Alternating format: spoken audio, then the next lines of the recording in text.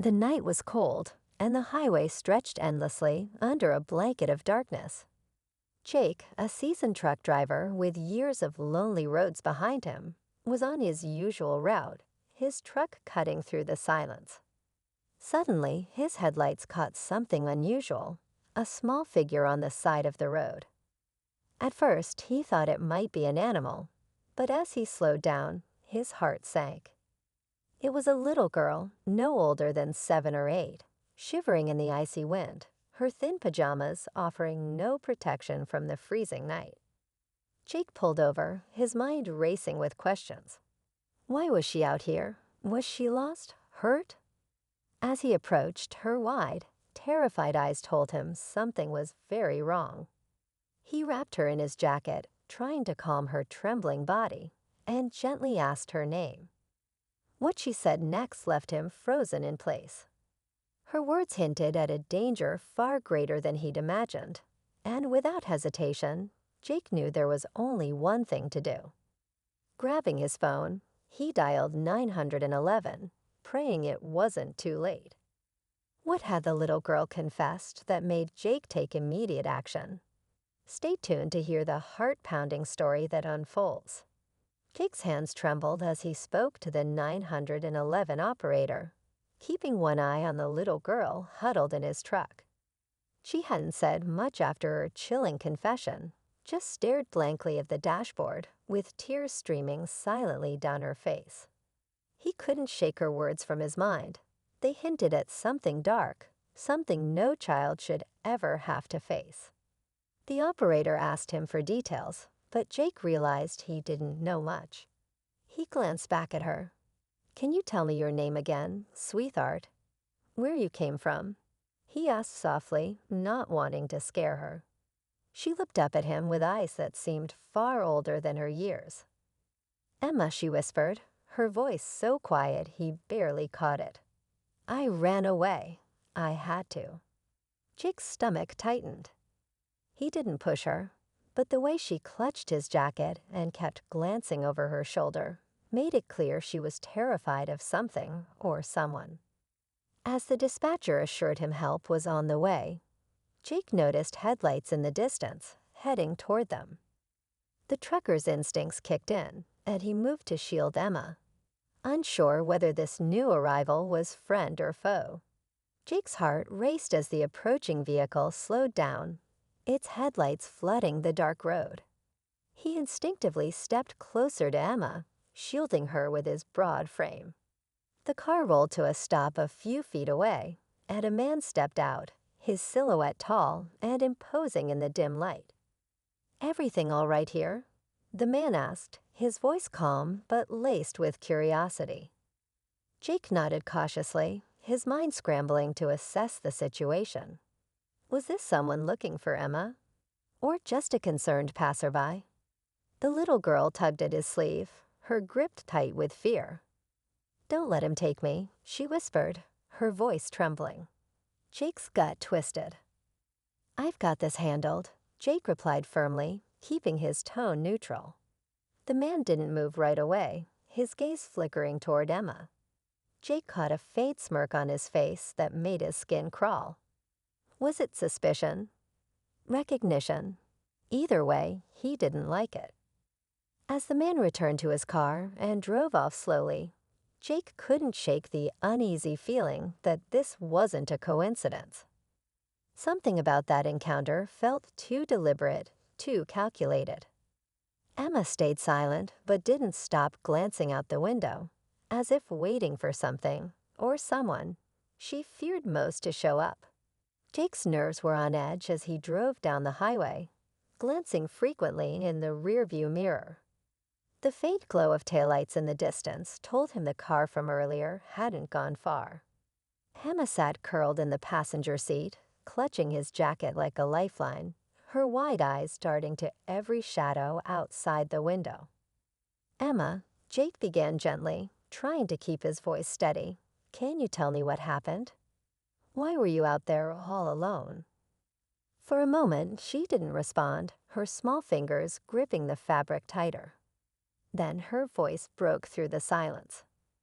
They're looking for me, she said, her words barely audible. I saw something I wasn't supposed to. He said if I told anyone, he'd. Her voice trailed off, but the fear in her eyes said enough. Jake felt a chill run down his spine. Before he could press further, headlights lit up his mirrors again, closer this time. His grip on the steering wheel tightened. Whoever was behind them wasn't just following. They were tailing. As the car crept closer, Jake's mind raced. He had to keep Emma safe, but the more he pieced together her words, the more he realized they might both be in serious danger. The car behind them suddenly sped up, its headlights blazing like twin spotlights in the rearview mirror. Jake's heart pounded as he gripped the wheel tighter, his truck struggling to pick up speed on the winding road. Emma gasped and ducked lower in her seat, her small body trembling. "It's him," she whispered, her voice cracking. Jake's stomach sank. Whoever this was, they weren't just following. They were hunting. He reached for his phone, dialing 911 again with one hand while keeping his eyes on the road. The dispatcher's calm voice came through, but Jake barely heard it over the roar of his engine and the thudding in his chest. "We're being followed," he said quickly, giving his location. "A little girl is with me. She's in danger." Before he could say more, the car swerved suddenly, pulling alongside the truck. The driver rolled down the window, his face obscured in the shadows, but Jake could feel the malice radiating off him. He shouted something Jake couldn't hear over the wind, then jerked his car toward the truck, forcing Jake to veer sharply onto the shoulder. Emma screamed as the truck lurched, the tires kicking up gravel. Jake fought to steady the wheel, his mind racing. Whoever this man was, he wasn't about to let them get away. And Jake knew they were running out of time. Jake's hands were steady despite the chaos around him.